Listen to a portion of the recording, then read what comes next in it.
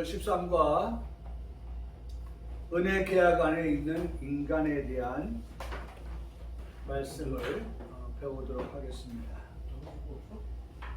오늘 오전 예배 설교 가운데서도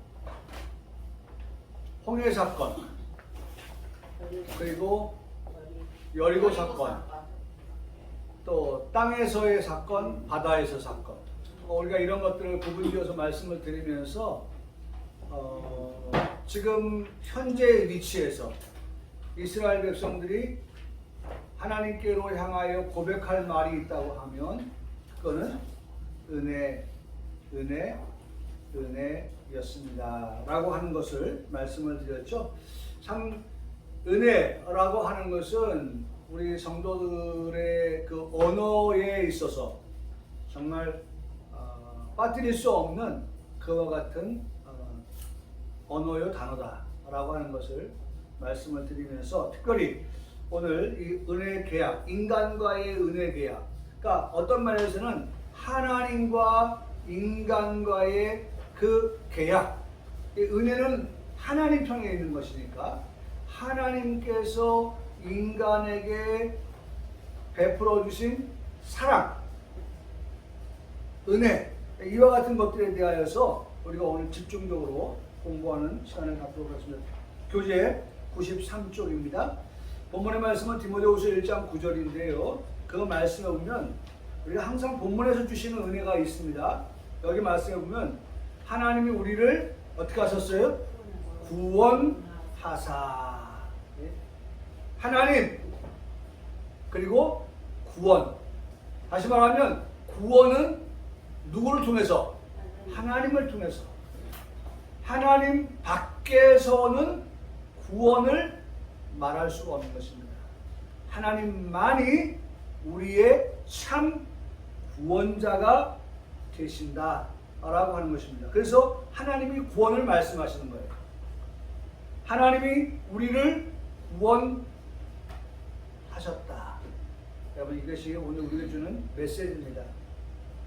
그러니까 우리는 그 하나님을 통하여서 어떻게 됐어요? 구원을 받은 자이다, 받은 존재이다 라고 하는 사실입니다. 우리가 어떤 존재예요? 구원받은 자예요. 우리는 구원받은 자예요. 구원받을 자가 아니라, 그러니까 구원받을 자라고 하는 것과 은혜하고 또 연관시켜지면 사실은 이따 우리가 말씀을 드려보겠습니다만 행위라고 하는 것, 이 구원과 연결되어진다고 하면 사실은 우리는 구원이라고 하는 것을 자신있게 말할 수 있는 사람이 몇이나 될까라고 하는 겁니다. 구원은 우리의 행위로 말미암음이 아니라 뭐로 말미암는 거예요? 은혜로 말미암기 때문입니다. 인간에게 있어서의 구원은 하나님 편에서의 은혜라고 하는 방편을 통해서 얻게 되는 것이지 인간의 어떤 수고나 행위나 노력이나 이런 어떤 것들에 의해서 재반되어지는 것들이 아니라고 하는 것을 우리에게 오늘 이 교재는 말씀해 주고 있는 것이죠. 그래서 제일 먼저 본문의 서두가 하나님이 우리를 구원하셨다. 이 구원하셨다라고 하는 것에 대하여 우리가 마치 논술고사를 쓴다고 하면 논술에 있어서 그 논점에 있어서 논지에 있어서 그러면 과연 우리의 구원은 어디에서부터냐라고 하는 것을 말할 때에 은혜를 제외하고 빼고는 말할 수가 없다는 것이죠.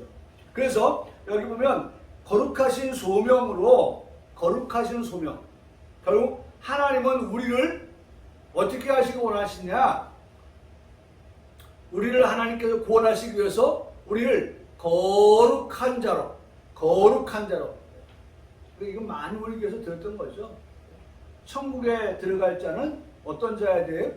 거룩한 자 뿐이다. 거룩한 자 뿐이다. 천국에는 거룩한 자밖에 없는 거예요. 그래서 우리를 하나님의 소명, 콜이죠, 콜. 하나님이 우리를 콜 부르실 때에는 그 부름의 목적이 뭐냐? 우리가 오늘도 말씀에서 여리고를 하나님께서 우리에게 말씀하실 때에 이 말씀 우리가 좀 기억하면 참 좋겠어요. 하나님께서 이 여리고를 말씀할 때 결과부터 말씀했다고 했죠. 하나님이 여리고를 점령하라고 하실 때 그 점령하라고 할 때의 그 결과는 여호수아 6장 2절에 뭐라고 말씀하셨냐면은 이제 그 여리고에 대해서 그 왕과 그 용사들을 내 손에 넘겨 주었으니 하나님 넘겨 주었다는 거예요. 결과예요, 결과. 여리고는 이미 하나님께서 너희에게 넘겨준 성이다. 하나님 넘겨줬다는 거예요. 그 결과를 이미 말씀하시고 그 결과에 대해서 너희가 어떻게 해야 할 것에 대한 명령 1, 명령 2 이와 같은 것들을 말씀했다고 하는 것을 여러분께 말씀을 드렸죠. 네, 그걸 말씀을 드렸어요. 그러니까 결과적으로 거룩하신 소명으로 우리를 부르셨다. 네? 우리를 부르셨다. 우리를 하나님께서 부르신 것은 거룩한 소명으로 우리를 부르셨다는 거예요. 우리의 행위대로 하심이 아니라 기억하세요. 우리의 구원은 우리가 얼마만큼 하나님 앞에서 의로운 자냐라고 하는 그런 행위로 의해서 판단되어지고 결과가 나타나는 것이 아니라 오직 하나님의 뜻, 자기의 뜻. 하나님께서 이미 우리를 구원 얻게 하시고자 하시는 뭐가 있었어요? 뜻이 있었다는 거예요. 하나님의 뜻이. 나를 향한 하나님의 뜻이에요. 나를 향한 하나님의 뜻. 그 뜻은 영원 전부터 그런 뜻을, 그런 계획을 하나님은 가지고 계셨다는 거죠. 그 뜻을 이루기 위해서 예수 그리스도 예수 안에서 우리에게 은혜라고 하는 방편으로 나타내셨다 라고 그렇게 말씀해 주고 있는 거예요. 은혜라고 하는 것을 통해서. 그러니까 시작이 뭐예요? 하나님이 우리를 어떻게 해요? 구원하사. 구원이라고 하는 것을 놓고 볼 때에 그 구원은 하나님이 오래전부터 하나님이 우리를 영원전부터 뜻하셨다. 계획하셨다. 그 계획을 이루기 위해서 예수 그리스도를 통한 구원을 말씀하셨다. 근데 그것은 행위로가 아닌 은혜로다. 구원은 결과적으로 뭐예요? 은혜로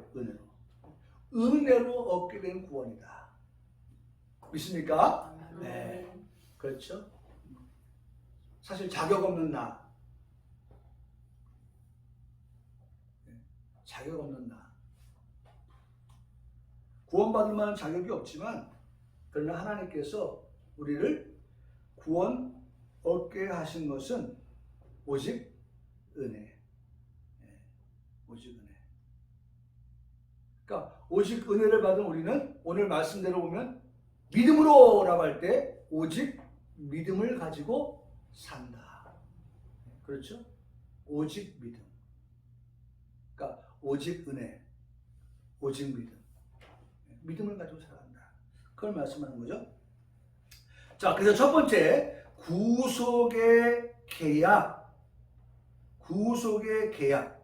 이 구속의 계약은 다른 말로 말하면 언약을 말씀하시는 거예요. 계약은 언약이에요. 계약은 언약. 자, 첫 번째로 구속의 계약, 언약에 대해서 성경적으로 찾아보면 우리에게 말씀해주고 있는 것들을 볼 수가 있는데요. 에베소 1장 4절로 6절. 에베소는 이 은혜에 대한 말씀을 우리에게 아주 딱 부러지게 말씀해주고 있는 그런 부분이죠. 에베소 1장 4절로 6절에 보면 곧 창세전에 우리가 아까 디모데후서 1장 9절의 본문의 말씀에서도 영원 전부터라고 말씀했잖아요. 예? 영원 전부터 이게 일맥상통한 창세 전. 에베소는 창세 전이라고 했고 디모데 후서에서는 영원 전. 예? 같은 말씀입니다. 창세 전이나 영원 전이나 그 시점을 우리의 구원에 하나님이 그 계획하신 것은 바로 이 창세 전입니다. 영원 전입니다. 라고 하는 것을 근거를 두는 거예요. 아, 지켜보니까 괜찮네?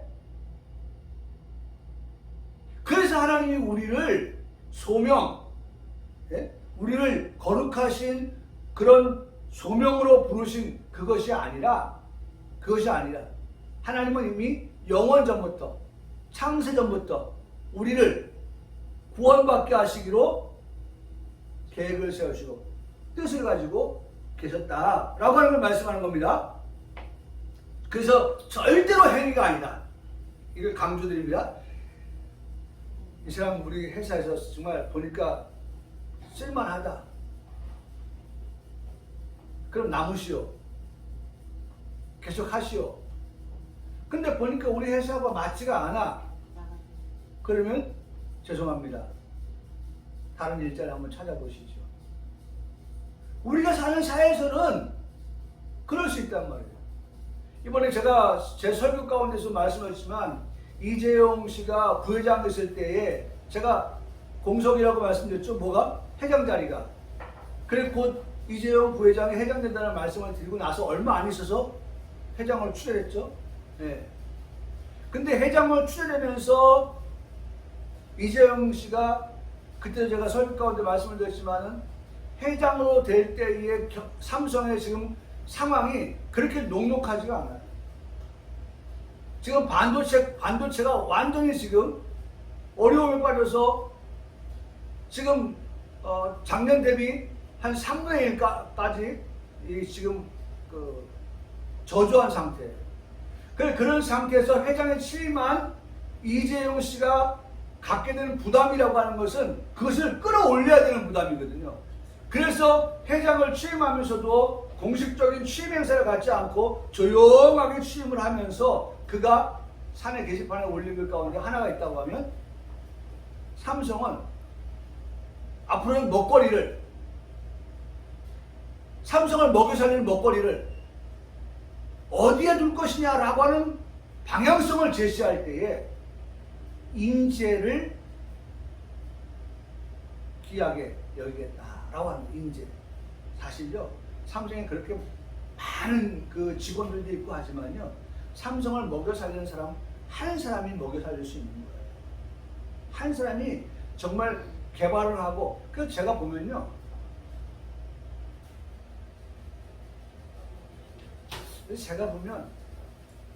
어떨 때는 좀 그런 생각도 많이 해봐요. 제가 오너가 아니어서 그런지 몰라도 오너가 된다고 하면 직원들한테 우리 회사에 필요한 것이 뭐이겠느냐, 내가 보지 못하는 그러한 것을 너희가 볼 때에 우리 회사 이런 것 하면 좀 더 그 회사가 도움이 될 것 같습니다 라고 해서 아이디어를 한 달에 한 번씩 공모를 한다든지 회식을 하면서 공모를 한다든지 이렇게 해서 모두가 다 아이디어를 내지만 그 중에 탁월한 아이디어가 회사의 발전에 기여를 한다고 하면 그 사람에게는 인센티브를 준다든지 하는 그런 어떤 것들을 통해서 발전하고 도약해 갈 수 있는 기회. 이 사람이 우리 회사에 하는 일 보니까, 행위를 보니까 필요하지 않다. 그걸 가지고 판단한다는 거예요. 그런데 하나님이 우리를 구원하시는 데는 그런 행위가 아니라는 걸 말씀을 드리는 거예요. 우리 부모가 자식이 잘났건 못났건 그 자식은 뭐예요? 내 자식인 것처럼. 하나님께서 이미 창세전에, 이미 영원전부터 하나님의 뜻, 하나님의 계획 속에서 우리를 구원하시기를 원하시고, 그래서 그리스도 예수를 통하여서 우리를 구원하실 때 오직 은혜로 구원받게 하시는데, 은혜로 구원받게 하시는데 그것을 우리에게 에베소 1장 4절 6절은 바로 그 부분을 우리에게 말씀해주고 있다는 거죠. 그 창세전에 그리스도 안에서 우리를 택하셨다. 우리로 사랑 안에서. 그러니까 은혜, 사랑, 네? 믿음, 거룩하고 흠이 없게 하시고 그 기쁘신 때 우리를 예정, 예수 그리스도로 말미암아 자기의 아들들. 여러분 이런 것들을 여러분 교재에다 동그라미 한번 쳐보세요. 이렇게 네? 은혜, 그렇죠? 예정, 아들, 좋은 단어들이잖아요. 이런 것들이 자꾸 우리에게 눈에 들어오고 우리의 입에서 말이 되어지고 그래서 제가 얘기했잖아요. 누구 연예인 누구라고 했죠? 여자? 네? 신혜라. 네, 신혜를 말하는 거 보면 말이죠. 참 이런 것들을 잘 담아서 말을 하는데 참 은혜가 돼요. 그래서 그의 사랑하시는 자 안에서 우리에게 거저주시는 바 그의 은혜의 영광을 찬송하게 하는 것. 보세요. 내내 말씀을 드리죠. 네? 내내 말씀을 드리죠. 오전에도 말씀이 뭐예요? 하나님께서 홍해를 건널 때도 그렇고 오늘 지금 여리고 성을 점령할 때도 그렇고 이 모든 것들을 통해서 하나님은 뭘 받으시려고 그래요? 영광을 받으시려고 하시고 이 모든 일을 통해서 하나님이 어떻게 해요? 인정하며 살아가도록 하신다 라고 하는 것을 말씀해 주고 계시다는 거죠. 디모데후서 1장 9절도 베드로전서 1장 1절도 그와 같은 것들을 말씀해 주고 있어요. 지금 뭘 얘기합니까? 구속 계약에 대한 성경적인 근거. 성경은 우리에게 이런 하나님과의 그 구속, 구원의 계약을, 언약을 그렇게 말씀하고 있다라고 하는 것을 듣게 됩니다. 위에 말씀드린 성부와 성자 그리스도와의 영원전부터 구속계약이 체결되었음을 말하고 있습니다. 두 번째로 인간의 구속에 대한 계획은 하나님의 영원한 작정 속에 있다고 성경은 말하고 있습니다. 지금 계속 말씀하고 있죠. 영원전, 창세전 하나님이 우리를 구원하시는 것은 그렇게 오랜 역사를 가지고 있는 겁니다.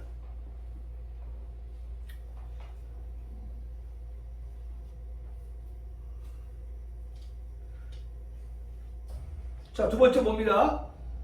두 번째, 구속계약에 있어서의 성자. 구속계약을 말할 때에 빼놓을 수 없는 것이 누구예요?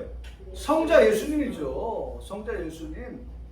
성자 예수님을 통하여서 우리가 구속을 받고 구원을 얻게 되는데 첫 번째, 그리스도는 성부 하나님과 맺은 구속계약의 머리가 되십니다. 동시에 법적 의무를 책임지는 보증인이 되십니다. 그러니까 법적으로 볼 때에 예수 그리스도를 통하여서 우리가 구원을 받았다. 그러니까 예를 들어서 보세요.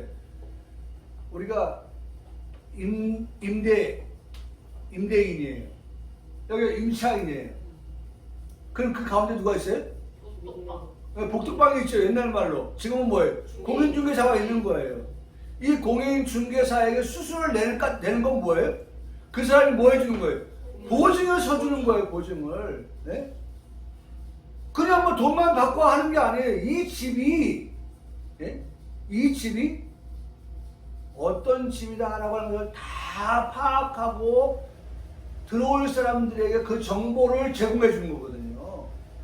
정보를 제공해 주는 거예요. 그리고 만일에 이 집이 내가 다 확인했는데 미처 확인하지 못했다고 하면 거기에 따른 손해에 대한 보상을 해주는 거예요. 그게 다 들어가 있어요. 그 안에. 이 사람이 보험에 들어있어요.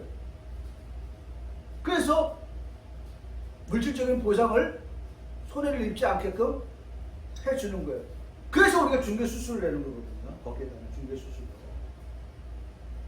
그러니까 하나님과 우리와의 관계에 있어서 예수 그리스도는 그와 같은 우리의 구원에 있어서의 법적 보증이 되신다. 뭐라고 하는 거예요? 보증이 되신다. 법적 의무를 책임지는 보증인이 되신다. 라고 하는 것입니다.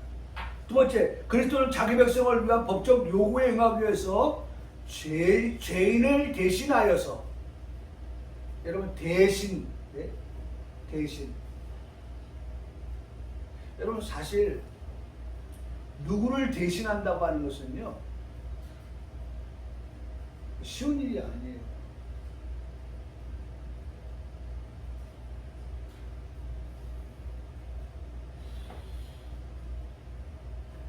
참 우리가 그 옛날에 그 성덕바우만 기억하시는지 모르겠지만 입양아였었죠. 근데 그때 그렇게 우리가 많이 알려지지 않았던 그러한 병이 있었어요. 그게 이제 척추에서 뭘 꺼내죠? 그걸? 네? 골수를 빼내야 되는 거예요. 근데 양아버지, 양어머니, 어머니를 통해서 이게 되지가 않는 거예요. 그래서 이제 수소문 하다가 결국 자기를 낳아준 이 나라, 네? 이 나라에서 골수를 이식하겠다고 하는 사람들이 많이 나왔거든요. 근데 다 안 되는 거예요. 그러다가 한 사람을 만난 거죠. 지금 제가 정확하게 기억은 안 나는데, 네? 그래서 결국 이식을 받고 이식에 성공해서 그가 살게 되었다라고 하는 그런 아주 휴머니지만 그런 이야기들을 우리가 듣게 되었었는데, 여러분 누굴 대신한다 라고 하는 것은 쉬운 일이 아니에요. 형제를 대신한다. 이거 쉬운 일이 아니에요.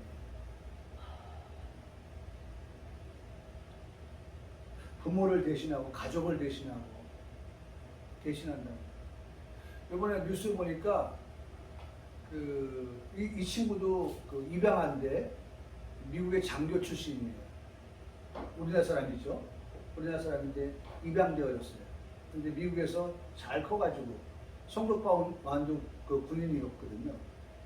그 장교를 제대로 했는데 이번에 어딜 갔냐면 우크라이나에 참전을 한 거예요. 근데 우크라이나에 참전을 했는데 전쟁에 나가서 전사를 해버렸어요. 그게 어제 뉴스에 올라왔더라고요. 전사를 했어요. 내용은 읽지 않았습니다만 안타까운 일이죠. 생판 모르는 그러한 나라에 가서 대신하여서 참전해서 싸워준다고 하는 것은요, 이 보통 용기가 아니에요. 여러분, 예수님께서 우리를 대신하여서, 우리의 죄를 대신하여서, 죄인을 대신하여서 형벌을 짊어지신다? 그거 보통 쉬운 일이 아니죠. 그래서 이로써 그리스도는 생명을 주는 영이신 마지막 아담이 되셨다. 죽어주심을 통해서 우리에게 뭘 주셨어요? 생명을 주셨다는 거예요. 생명. 대신 죽어주심을 통하여서 우리는 어떻게 해요? 생명을. 그래서 어떤 경우에는 말이죠, 죽으면서 자기 뭐예요? 기증한 사람들. 한 사람을 기증함으로 인해서 수없이 많은 사람을 살리는, 어떤 경우는 막 100명까지도 살린다고 하더라고. 이 우리 몸 하나를 가지고.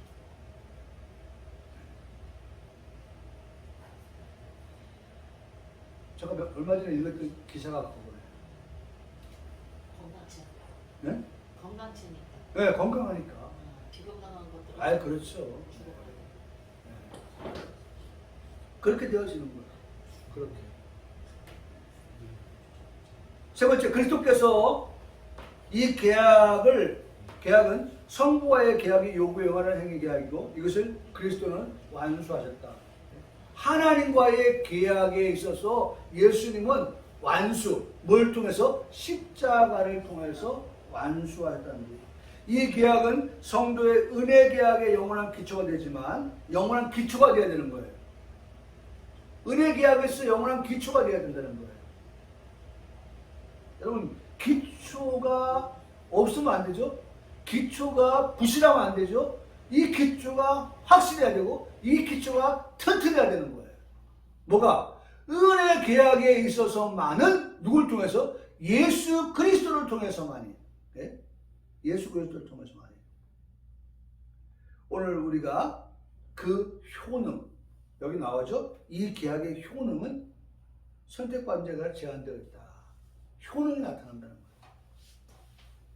중요한 것, 제가 전에도 서울 가운데 있죠. 개나 소나 다 이 하나님의 그 은혜 계약이 적용되는 것이 아니라 제한적이라는 거예요. 어떻게 제한적이냐? 선택받은 자에게만 적용되어 있다는 거예요. 그러니 여러분, 우리가 이 은혜를 받았다고 하는 것은요, 얼마나 귀한 것이고 얼마나 값진 것인지 몰라요. 제가 말씀드리잖아요.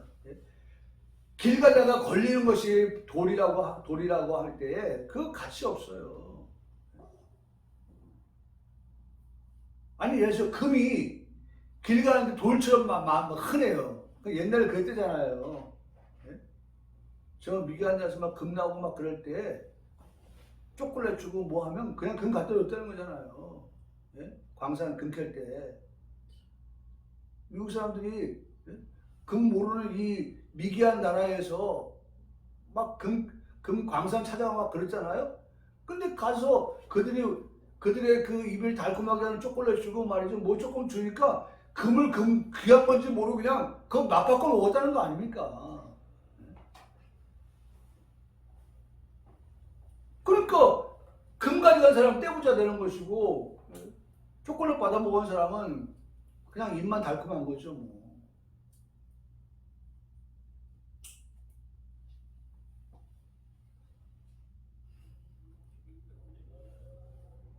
선택받은 자들은 구속을 받으며 그리스도가 죄인을 위해서 이룩하신 영원한 상속자가 된다.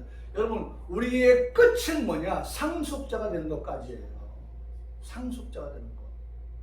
구원을 받아 상속자가 되는 데까지가 오늘 성경이 우리에게 말씀하시는 그런 결론이고 결말인 거예요. 우리는 어떤 자예요? 상속받을 자다. 왜? 상속은 누구에게 주는 거랬어요? 아들에게 주는 거니까. 자녀이면 후사, 곧 유업을 이을 자라고 말씀하고 있기 때문에. 자녀, 그는 후사이다. 후사, 그는 유업을 이을 자, 곧 상속받을 자다. 라고 하는 말씀을 하시고 있기 때문에. 그러니까 우리는 거기까지 보는 거예요. 성경에 거기까지 말씀하니까 우리도 어디까지 가야 돼요? 거기까지 가야 되는 거예요. 목사도 어디까지 얘기해야 돼요? 거기까지 말씀을 우리 성도들에게 전해야 되는 거예요. 그게 제가 할 모든 말인 거예요. 이 자리에서, 이 강단에서.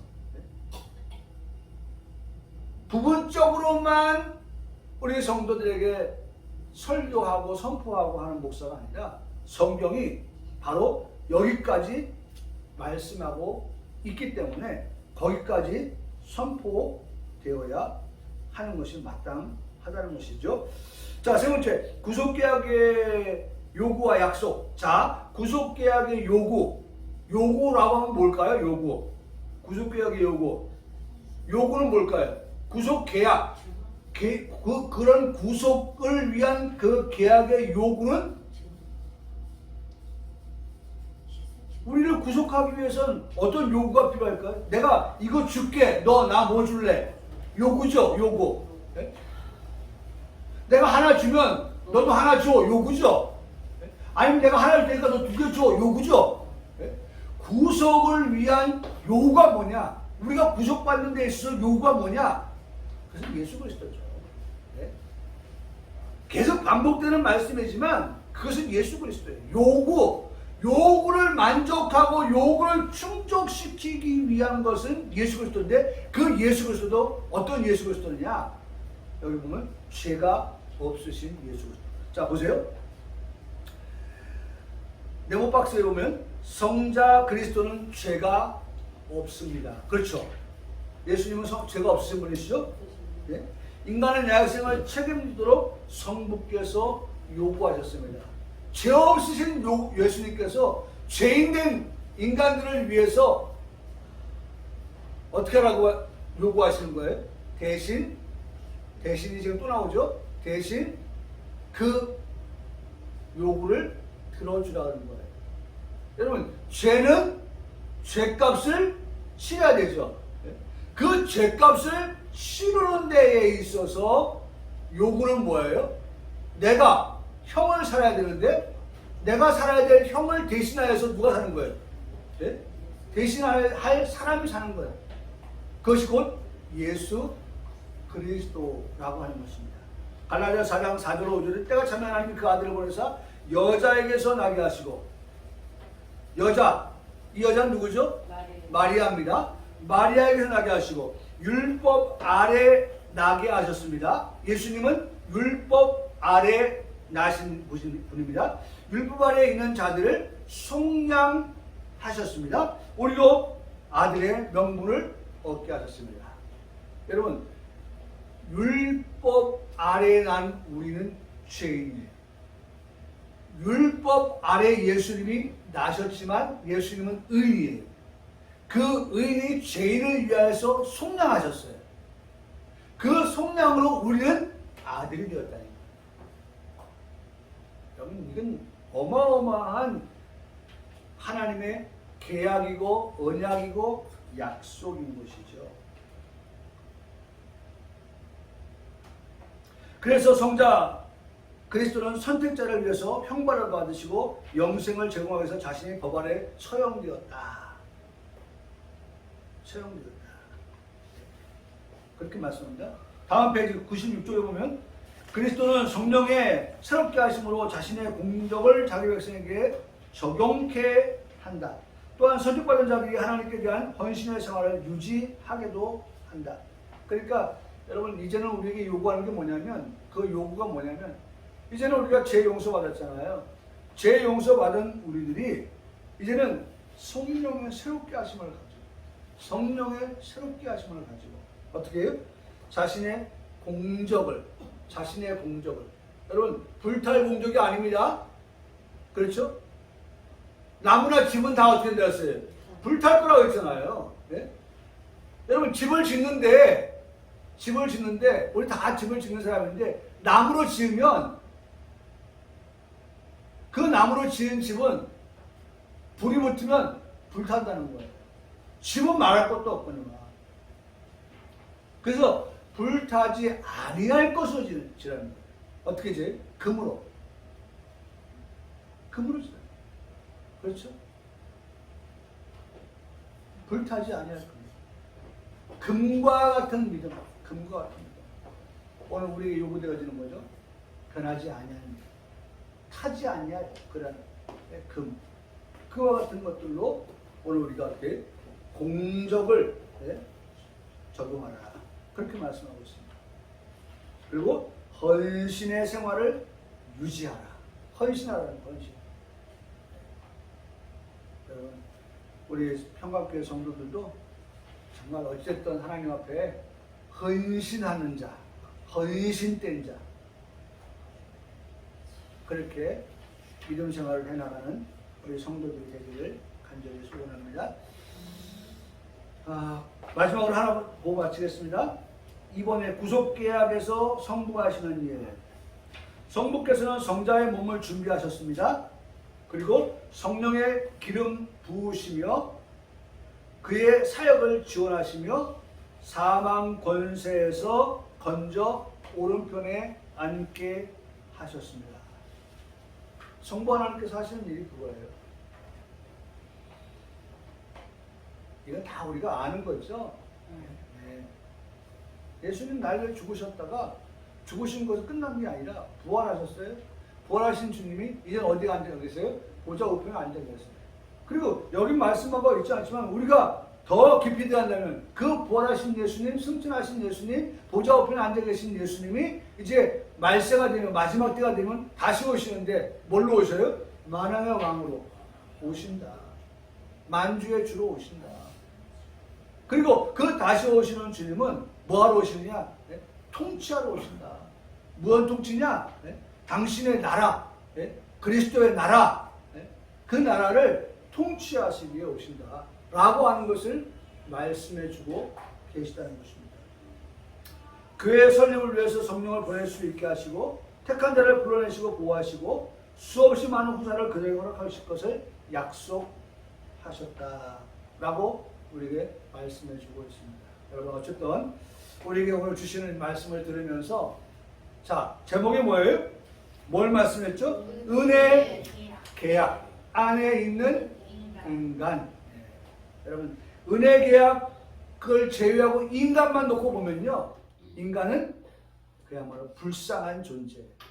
그런데 그 불쌍한 존재에 뭐가 하나님께서 투입이 되게 하셨어요? 은혜라고 하는 것을 투입시키니까 네? 결코 이제는 불쌍하지 않고 그렇잖아요. 엄마 아빠 없는 자녀들 보세요. 또 한편에 엄마만 있고 아빠가 없고, 엄마만 있고 아빠가 없고, 아빠가 있고 엄마가 없고. 얼마 전에 그 오은영 박사 나오는 한 가정을 보니까 아들 둘을 키우는 엄마 이야기를 봐요. 아이가 상당한 그 스트레스를 받았어요. 그러니까 아버지한테 버림받았죠. 그래서 엄마가 키우는데 아들이 좀 뭘 잘못하니까 너 그러려면 아빠한테 가서 살아. 아이가 생각해, 아 나는 아빠한테도 버림받고 지금 엄마한테도 버림을 받고 있구나 라는 생각을 한 거예요. 그러니까 아이의 그 생활이 상당히 거칠어요. 엄마를 대하는 태도도 그렇고 말도 그렇고. 그러니까 밖에서도 아이들 친구들한테도 막 험한 말을 하고. 그래서 왕따를 당하게 되고 막 이런 그 반복적인 좋지 않은 그런 반복적인 것들이 발생하게 되어지는데 참 안타까워요. 우리가 하나님 앞에서도 그런 모습이 된다면 얼마나 불쌍한 인간이겠어요. 그런데 그렇지 않다는 거죠. 우리는 하나님께서 우리의 아버지가 되어주셨다라고 하는 것. 그래서 예수님 통해서 은혜를 받게 하셨다라고 하는 것 우리가 오늘 말씀을 통해 듣게 되는 것입니다.